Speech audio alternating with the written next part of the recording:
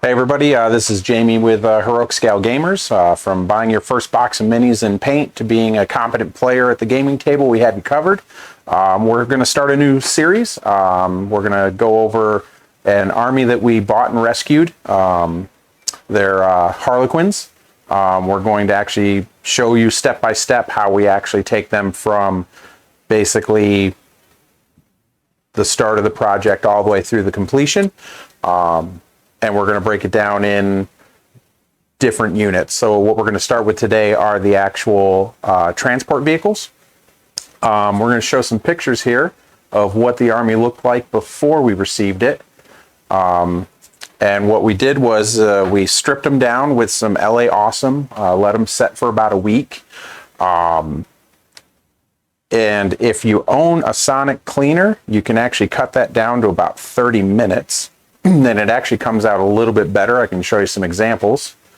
So this is what it looked like prior to stripping. And then this is what it ended up as after we stripped it using the sonic cleaner. And as you can see, it took off pretty much every lick of paint that was on it. So we're going to actually show you how we go from here to here in 4 easy steps. The first thing that we do, obviously, is we're going to prime the miniatures. And I like to use Games Workshop rattle cans. I know they're a little expensive, and I know it's not everyone's favorite, but it gives me the most consistent finished product. So this is basically what we end up with after the prime coat.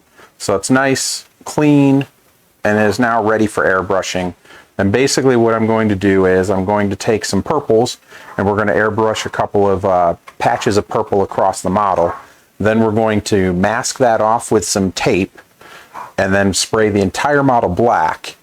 Then we're going to peel that paint off and it's going to give us some very cool, interesting striping.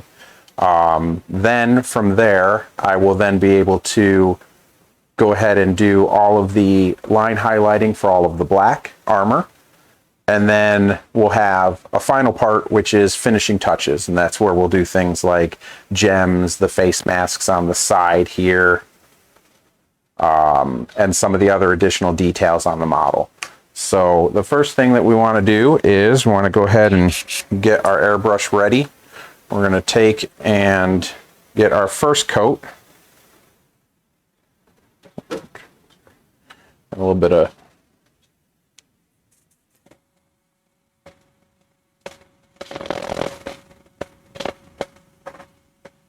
go. All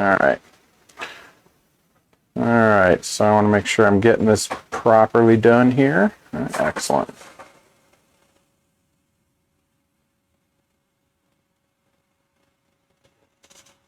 Ooh.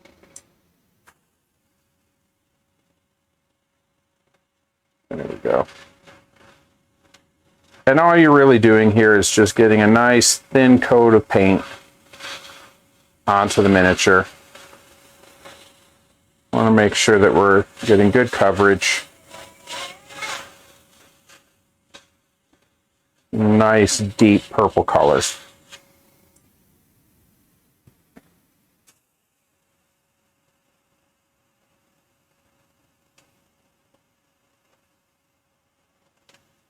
So the nice thing that an airbrush does for you is it allows you to get a lot of paint onto a miniature very, very quickly, very, very consistently.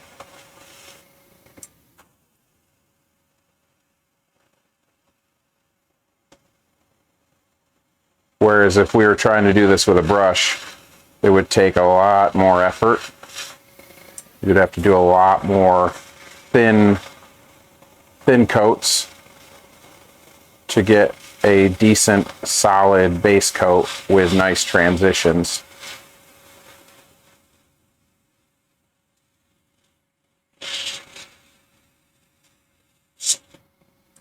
All right.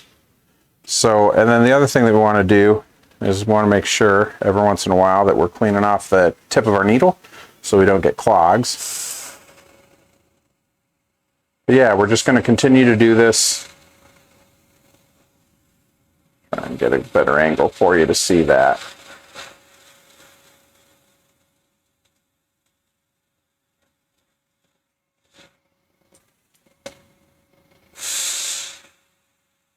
There we go. That's better.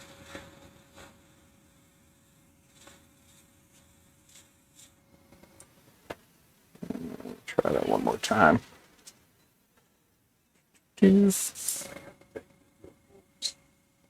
Yeah, there we go. So I'm actually using, what is this? Is a Iwata Eclipse.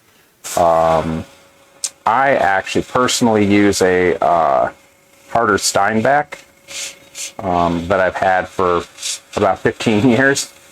But I absolutely adore it. It helps me really get a lot of work done very, very quickly, very, very consistently, which is really what you're using an airbrush for.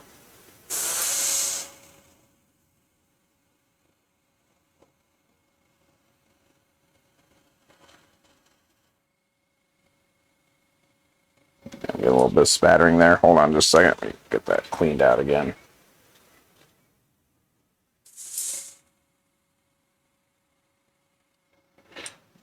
Get a little bit more in there.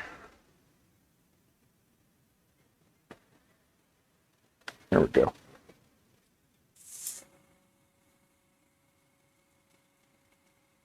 There we go. That works very well. All right, let me try it one more time here. So I have to apologize. This is the first time I've actually painted while filming.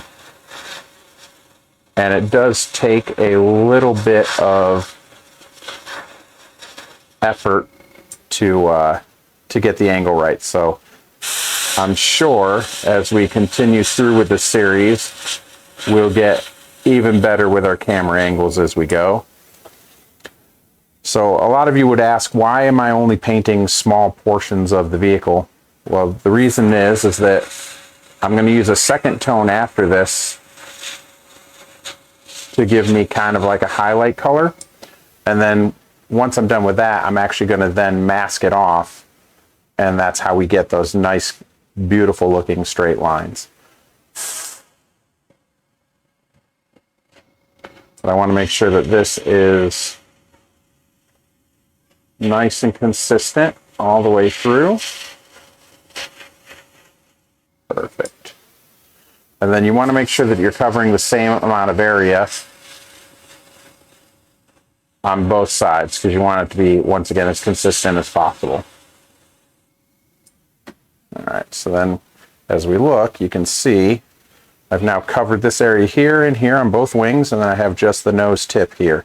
Now, depending on what it is you're trying to accomplish, you could do some up here on the fin, you could do some here on the gun, but what I want is, I want this nice dark purple to be right through here. I'm then going to take my next color, which is a lighter purple. I think it's called, this first one was called Blue Violet, and the next one is Deep Violet. And it's a little bit more on the pink side. And then I'm going to take and I'm going to actually coat all this area through here, and then the rest of the nose cap to get the coloration that I want. Then we'll end up masking it off, and then from there I'll show you the next phase. So right now my next step is to actually clean this out real quick, and we'll be right back in just a second.